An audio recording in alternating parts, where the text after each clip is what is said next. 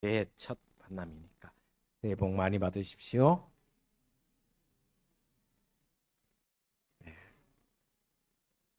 오직 새해에는 매일매일이 주님만이 여러분의 소망이 되시기를 주의 이름으로 축원을 드립니다. 올 한 해 우리 둥지교회가 표를 정했습니다. 오늘 본 말씀 사도행전 9장 31절 말씀으로 작년에 그것과 비슷한 작년은 이사야서 말씀으로 지만 올해는 총회 주제를 따라서 성령의 능력으로 부흥하는 교회라는 표를 잡았습니다. 우리 한번 크게 한번 따라 해봤으면 좋겠습니다. 성령의 능력으로 부흥하는 교회. 제가 성령의 능력으로 하면 여러분은 부흥하는 교회 한번 외쳤으면 좋겠습니다. 성령의 능력으로. 한 번 더 성령의 능력으로. 할렐루야. 예, 올 한 해 우리 둥지교회가 말씀과 기도의 충만함을 통한 성령의 충만함으로 부흥하는 교회, 그런 교회가 되기를 여러분 기도해 주시고 함께 이 일에 동력해 주셨으면 좋겠다 생각합니다. 새해 여러분과 여러분 가정 위에 하나님의 크신 은총과 하나님의 놀라우신 평강이 넘쳐나기를 주님의 이름으로 먼저 축복을 드립니다. 사실 돌아보면 지금까지 우리 둥지교회를 이끄시고 또 인도하신 분은 오직 하나님 한 분밖에 없었다라는 것을 고백합니다. 올 한 해도 중직을 맡은 우리 장로님들과 또 항존직들과 모든 교인들이 상황을 보지 않았으면 좋겠습니다. 정치, 경제와 대한민국 상황을 보면 암담하기도 합니다. 교회를 들여다보면 참 힘듭니다. 갖가지 다음 세대에 부응하지 않은 모습과 여러 모습들이 우리를 암담하게 합니다. 점점 교회는 고령화되면서 점점 쇠퇴해가는 느낌이 우리의 현실입니다. 그러나 이런 모든 상황이 있지만 상황 너머에 계시는, 앞서가시는, 보이지 않으시는 그 하나님의 은혜를 볼 수 있는 저와 여러분, 낮에는 구름 기둥으로, 밤에는 불 기둥으로 인도하시는 그 하나님을 볼 수 있는 은혜의 눈을 가지시기를 주의 이름으로 축복을 드립니다. 제가 여러 번 설명하면서 또 설교를 했지만 바나바가 안디옥 교회에 갔을 때 이미 안디옥 교회는 핍박이 있었습니다. 유대인들이 핍박했으며 로마가 핍박했으며 그리고 안디옥 교회 교인들은 삶이 녹록하지 않았습니다. 왜? 예루살렘에서 쫓겨나와서 이방 땅에서 살아가는 나그네로서 살았기 때문에 먹고 사는 것조차 힘들었습니다. 그런 어려움과 그런 형편 가운데 바나바가 첫 번째 부임해서 안디옥 교회에 향한 믿음의 눈이 이렇게 기록하고 있습니다. 바나바는 하나님의 은혜를 보았더라, 이렇게 표현하고 있습니다. 상황을 본 것이 아니라 하나님의 은혜를 보았다라고 이야기를 하고 있습니다. 저와 여러분, 교회가 힘든다, 나라와 민족이 어렵다, 위태하다, 맞습니다. 그러나 하나님의 은혜가 여전히 우리 한국교회에 있음을 믿으시기를 바랍니다. 또한 하나님의 은혜가 우리 둥지교회에 임하신 줄 믿으시기를 바랍니다. 그 믿음의 눈으로 바라보아야지 부정적인 것, 상황만 보면 그 상황에 매몰되어서 다른 것을 보지 못합니다. 그러니 믿음의 눈 열어 하나님의 은혜를 보는 저와 여러분 모두가 되시기를 주의 이름으로 축복을 드립니다. 오늘 짧은 구절이지만 이 말씀 속에는 많은 교훈들이 있습니다. 어떻게 해서 이 초대교회가 부흥하는 교회가 되었으며 성령이 충만해서 교회가 부흥했을까? 첫 번째 한번 살펴보면 오늘 본 말씀 31절에 보면 맨 앞에 나오는 단어가 부사 그리하여라는 단어입니다. 그리하여라는 단어는 앞에 있는 상황과 전제를 다 깔고 그리하여 결과가 이렇게 되었다라는 것을 이야기합니다. 다시 말하면 그리하여라는 단어는 부사이지만 마지막 결론이 이렇게 되었다라는 것을 이야기합니다. 그러면서 앞에 상황들에 대해서 이야기한 내용이 바로 그리하여라는 단어입니다. 그리하여 단어 앞에는 어떤 내용이 있을까? 7장에서부터 시작되는 예루살렘 교회의 핍박이 있었습니다. 믿는 자는 잡아 족치뿐만 아니라 감옥에 가둘 뿐만 아니라 무서웠던 것은 스데반을 돌로 쳐 죽이는 사건까지 벌어지게 됩니다. 예루살렘 교회가 두려움에 떨었습니다. 수많은 사람들이 나는 예수 믿지 않겠다라고 하면서 다시 원래 유대교로 돌아갔습니다. 그러나 그 중에 많은 사람들이 그 고통과 환난과 핍박 가운데 신앙의 자유를 찾아서 이방 땅으로 흩어집니다. 흩어져 있는 이 유대인, 이 크리스찬들을 잡아 넣기 위해서 대제사장의 허락을 받아서 사울이라는 청년, 나중에 변하여 바울이 된 이 사울이라는 청년은 끊임없이 핍박을 가하며 나아가 사람을 잡아오기 시작했습니다. 믿는 자를 잡아오기 시작했습니다. 심지어 외국에 있는 땅까지 가서 잡아오기 시작했습니다. 초대교회 교인들은 두려움에 떨고 있었습니다. 신앙생활 하는 자체가 무서웠습니다. 그럼에도 불구하고 흩어졌던 유대 크리스천들이 곳곳에 가서 예배를 드리며 부흥하게 됩니다. 오늘 본 말씀에 유대와 갈릴리와 그리고 사마리아까지 흩어졌다. 그리고 나중에 또 이방 땅까지 흩어졌다라고 이야기합니다. 여러분, 놀라운 것은 유대인들은 사마리아를 피해 다니는 사람들입니다. 왜냐하면 잘 아시다시피 사마리아가 북쪽 이스라엘 땅이 아시리아에게 멸망당하면서 배교를 했습니다. 여로보암과 르호보암 시대에 남북으로 갈라지면서 그곳에 우상의 제단을 쌓고 하나님을 떠난 백성이 바로 사마리아인들이었습니다. 더 나아가 그들은 하나님을 믿지 않을 뿐만 아니라 또한 이방인들과 결혼을 합니다. 그래서 혼합 민족이 되어버립니다. 그리고 더 나중에 바벨론 포로에서 돌아온 유대인들이 예루살렘 성전을 건축할 때 가장 극렬하게 반대했던 사람들이 누구냐 하면 바로 사마리아 사람들이었어요. 그러니 수백 년 동안 이어온 사마리아인들과 유대인들의 관계는 상종 못할 인간들로, 그래서 유대인들은 사마리아인이 가까이 오면 침을 뱉습니다. 쌍놈, 우리 경상도로, 우리 조선식으로 이야기하면 쌍놈의 새끼들, 대만도 못한 인간들. 왜냐하면 그만큼 배교했고 하나님을 떠났기 때문입니다. 그런데 그곳까지 가서 교회를 섬기고 교회를 설립하고 신앙생활합니다. 흩어진 유대 크리스찬들이 가는 곳마다 부흥이 일어나기 시작합니다. 다시 말하면 오늘 이 그리하여라는 단어는 고난과 환난을 지나서 놀라운 하나님의 부흥이 일어났다라는 것을 이야기해 주고 있습니다. 예루살렘에 모여있던 교인들은 다 두려웠고 무서웠습니다.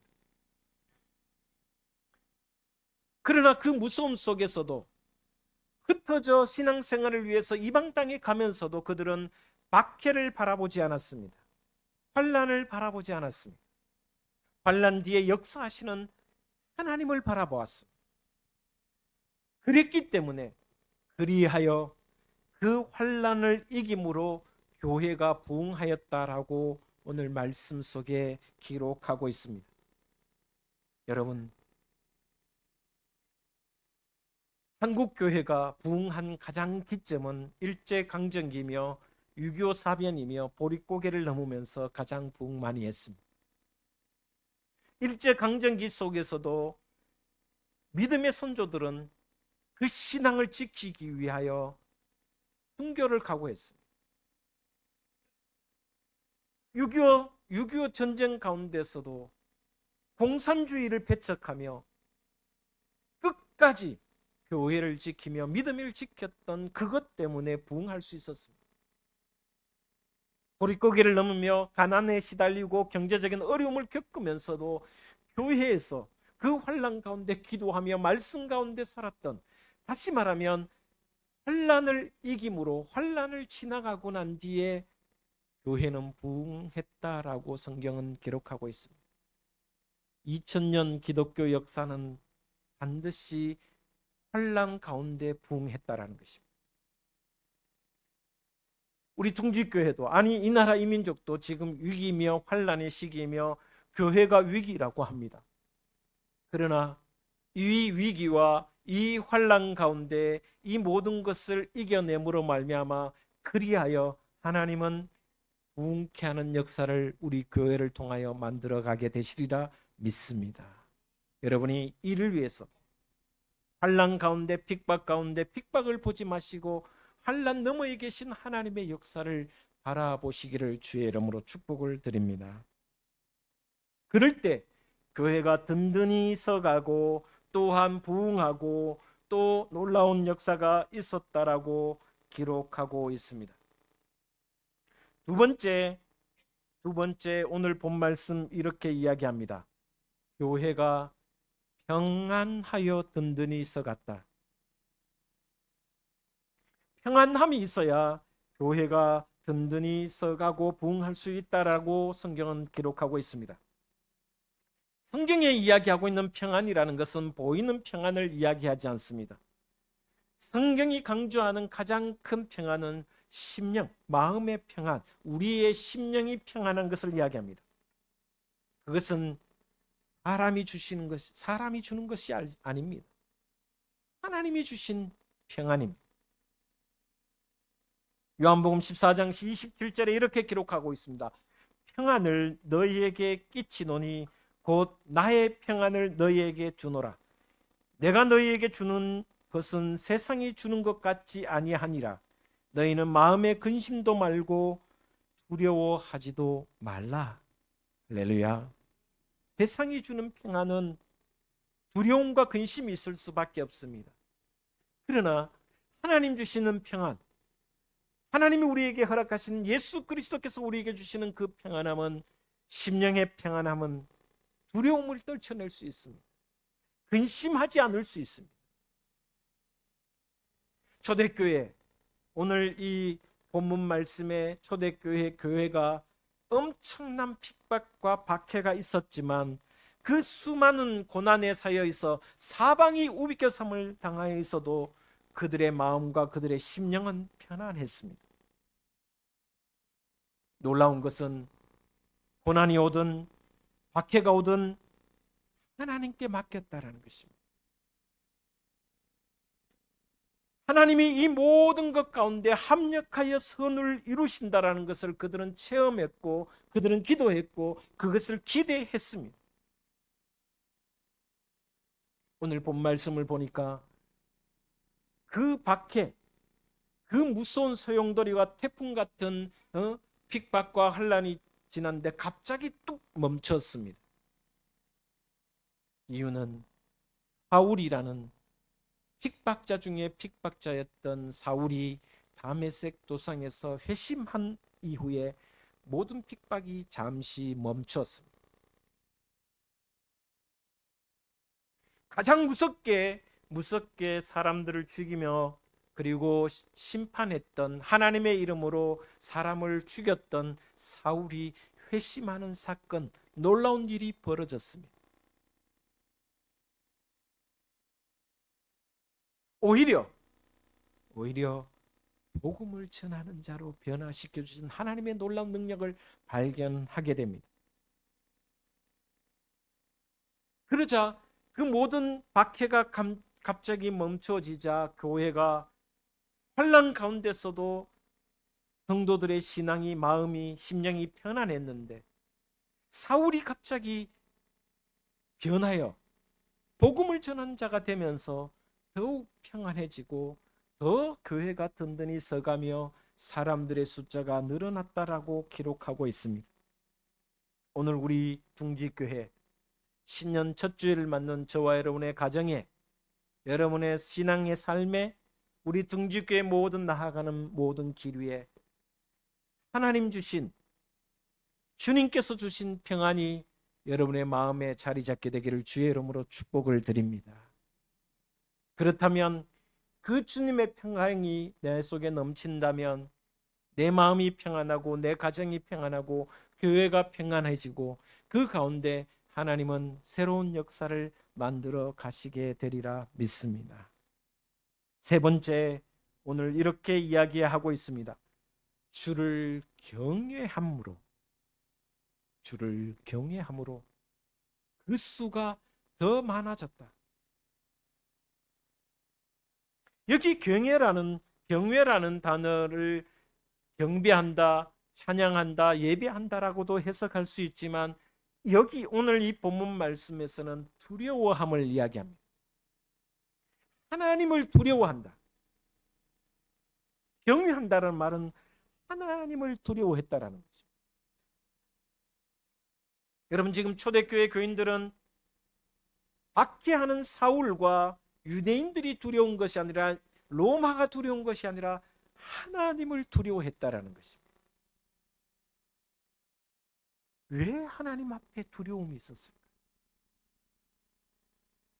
여러분, 하나님의 속성의 가장 위대한 것은, 가장 특별한 것은 하나님은 거룩하심입니다. 그 하나님의 거룩하심 앞에 나는 죄인일 수밖에 없다는 것을 깨달았기 때문에 두려워할 수밖에 없는 거예요. 내가 죄인이라는 것은 다시 말하면 나는 죽은 몸이라는 것입니다. 죄의 삭은 사망이라는 것을 초대교회 교인들은 너무나도 잘 알고 있었어요. 그런 하나님 앞에 두려워하는 존재가 되었습니다.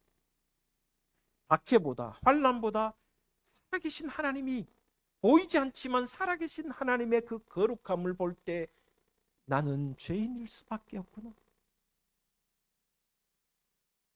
그 죄의 결과는 죽을 수밖에 없구나.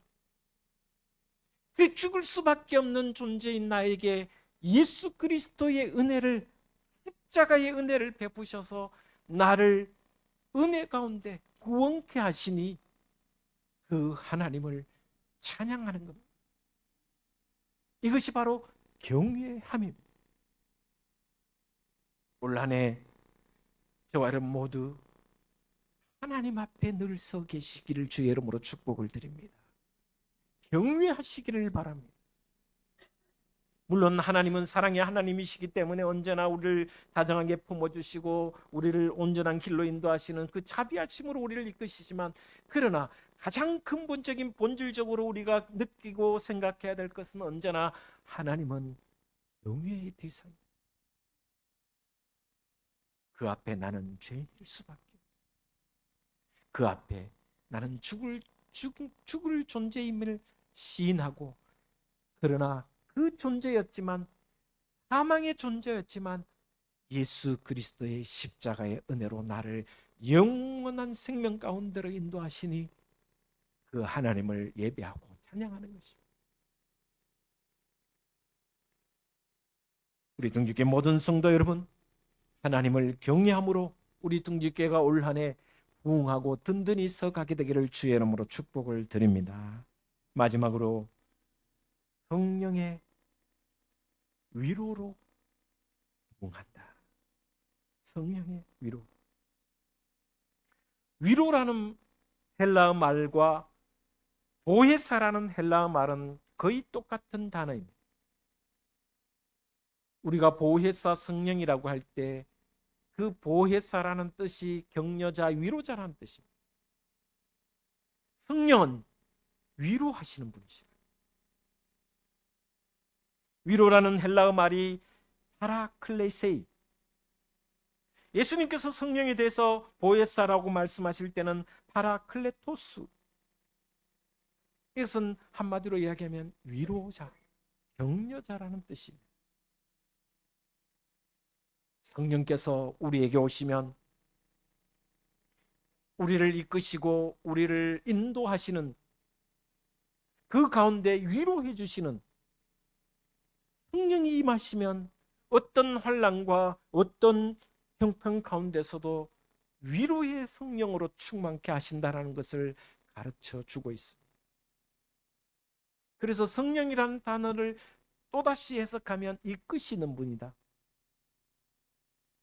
이끄시는, 위로와 격려로 이끄시는 분이시다. 인도하시는 분이시다. 여러분, 우리는 너무나도 잘 경험했을 것입니다. 우리가 축구 월드컵 4강에 간 것은 누구의 힘이 가장 컸습니까? 히데크라는 감독의 힘이 가장 컸습니다. 그건 누구나 부인하지 않는 이야기입니다. 선수들도 열심히 뛰었고 체력 단련도 잘했고 기술적으로 열심히 훈련을 했겠지만, 그러나 그것을 조합해서 이끌어가는 것은 바로 히딩크 감독이었습니다. 성령께서 여러분의 앞서가시는 그런 신앙의 삶을 살아간다면 성령의 위로가, 성령의 격려하심이 여러분 신앙 가운데 넘치게 되리라 믿습니다. 여러분이 앞서가려고 하지 마십시오. 여러분이 뜻이 주장되어서는 안 됩니다. 하나님의 성령이 나를 이끄시도록, 하나님의 성령이 나를 온전히 이끌어가고 인도하시도록 내 모든 마음의 자리, 믿음의 자리, 성령의 자리로 충만케 한다면 우리는 위로자로 또 격려자로 이끄시는 그 성령에 이끌려 우리가 세상에서 위로자로, 우리가 세상에서 격려자로 살아갈 수 있다. 그때 하나님께서 부흥케 하신다고 말씀해 주고 있습니다. 격려하시고 위로하시는 그 성령 하나님이 여러분의 하나님이 되고 여러분의 성령님이 되시기를 주의 이름으로 축원을 드립니다. 그리하여 우리 등지교회가 올 한 해 성령의 능력으로 부흥케 하는 놀라운 일들이 매 순간 매 순간 일어나게 되기를 주 예수 그리스도의 이름으로 축원을 드립니다. 기도하겠습니다. 하나님 감사합니다.